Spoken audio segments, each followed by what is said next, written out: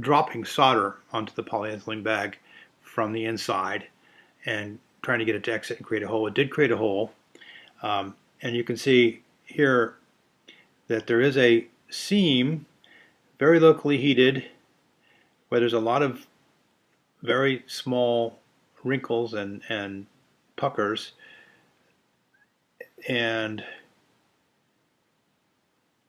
the hole itself is a little bit of debris from the solder. There's a tiny fiber there. I don't know where that came from, but it's probably not relevant. What I'm really looking for is the appearance right where the hole is of the bag itself.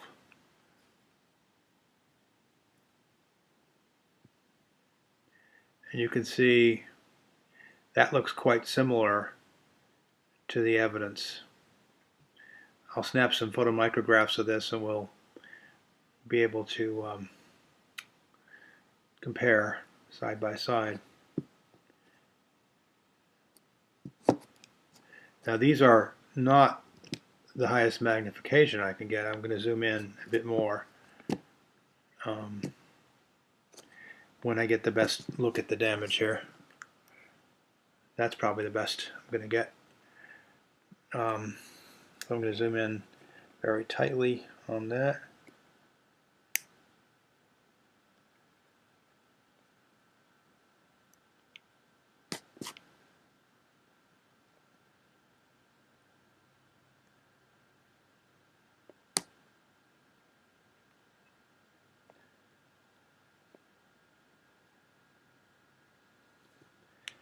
And that's what it looks like with hot solder. You just drop through it. At this very small scale, you can see how it's kind of melted and what it looks like.